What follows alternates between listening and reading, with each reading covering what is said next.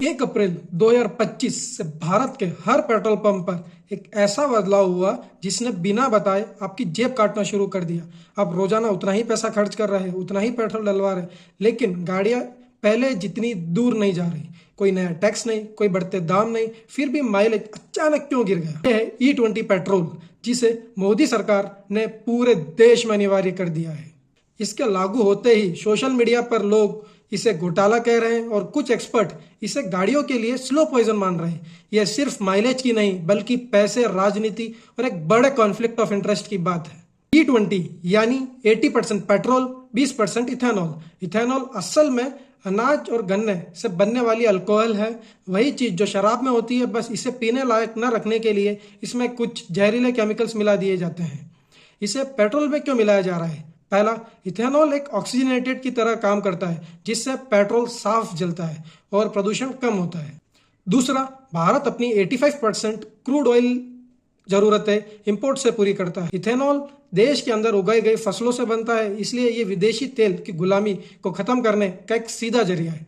भारत में ethanol blending का सफर 2003 में 5% के टारगेट से शुरू हुआ था। 2014 तक ये महज 1.5% रहा। 2014 की नई मोदी सरकार ने इस लिमिट को बढ़ाना शुरू किया। 2018 में 2030 तक 20% ब्लेंडिंग का लक्ष्य रखा गया, लेकिन बाद में इस डेडलाइन को आगे खींचकर 2025 कर दिया। मार्च 2025 तक पूरे देश में E20 अनिवार्य हो गया, यानी जो काम ब्राजील ने 50 सालों में किया, भारत ने 5 सालों में कर दिखाया। जल्दबाजी या कोई और वजह? सरकार अक्सर कहती है दुनिया भर में ये चल रहा है तो भारत में क्यों नहीं। बात सही है, लेकिन अधूरी है। दुनिया ने ये कैसे किया, इसे समझना जरूरी है।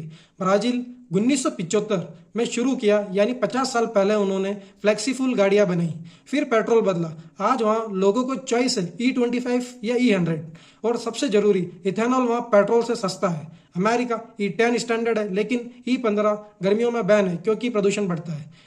लोगों के पास कई ऑप्शन है। जापान आज भी 3% इथेनॉल पर 2030 तक 10% का लक्ष्य। थाईलैंड E10 को 20 से 40% सस्ता करके लोगों को स्विच करने के लिए प्रोत्साहित किया। भारत देखिए, 2030 का टारगेट 2025 कर दिया। कोई चॉइस नहीं, सिर्फ E20। कोई कीमत में कटौती नहीं, पेट्रोल का दाम वही। पहले गाड़ियां नहीं बदली, पहले पेट्रोल बदल दिया। दुनिया के किसी भी देश में इतनी जबरदस्ती और जल्दबाजी नहीं दिखी। देश की सबसे बड़ी ऑटोमोटिव टेस्टिंग एजेंसी आरआई की एक सीक्रेट रिपोर्ट सामने आई, जिसने इसे स्लो पॉइजन के दावे पर स्टैंप लगा दी। इस रिपोर्ट में साफ साफ 3 बड़ी बातें कही गई है। पहली बात, E20 पेट्रोल से आपकी गाड़ी के लोहे या मेटल वाले इंजन को कोई सीधा नुकसान नहीं होता। दूसरी बात, जो सबसे खतरनाक है, petrol pipe, gasket, seal, O-rings जैसे रबड़ और प्लास्टिक के पार्ट्स इस पेट्रोल की वजह से वक्त से पहले गलने या खराब होने लगते हैं।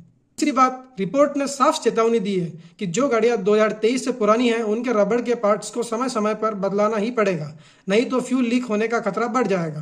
माइलेज का सच, सरकार कहती है 1 से 6% तक का फर्क, लेकिन लोकल सर्कल्स के सर्वे में 36,000 से ज्यादा लोगों ने हिस्सा लिया। 80% लोगों ने कहा उनकी गाड़ी की माइलेज 20% से ऊपर गिर गई है।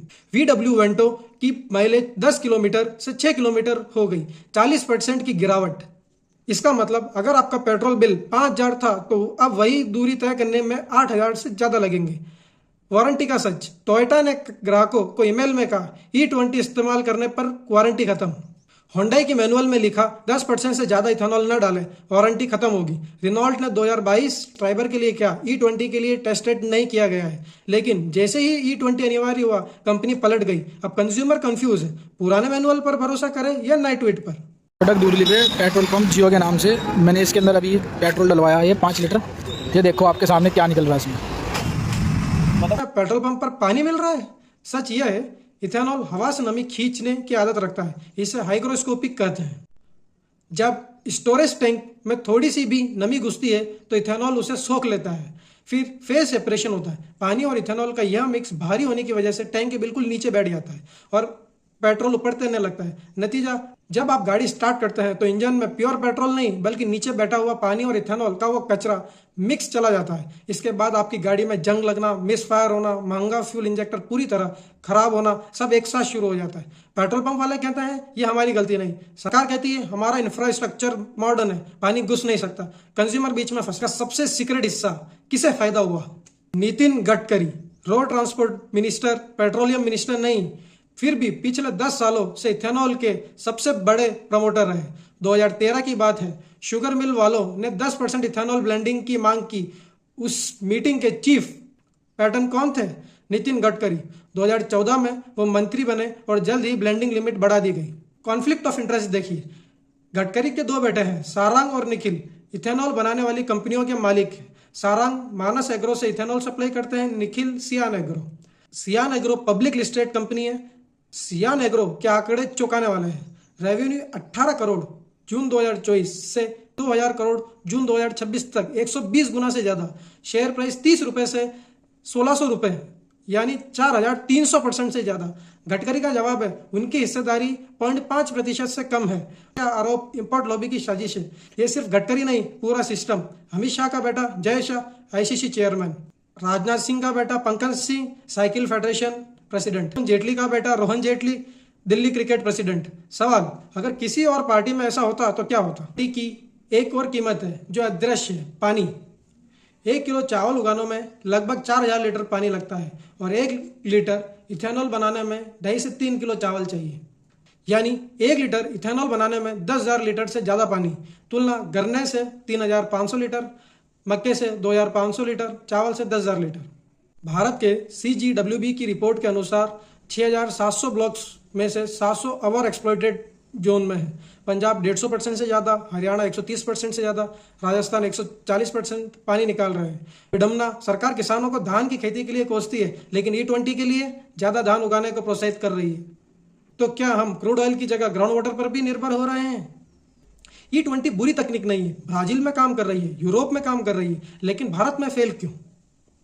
पहला, समय नहीं दिया गया। 2030 का टारगेट 2025 कर दिया है। कीमत नहीं घटाई। नीति आयोग ने 2021 में सिफारिश की थी कि E20 सस्ता बेचा जाना चाहिए, लेकिन सरकार ने नहीं माना। तीसरी, चॉइस नहीं दी। ब्राजील, अमेरिका, यूरोप सब ने दी, भारत ने नहीं।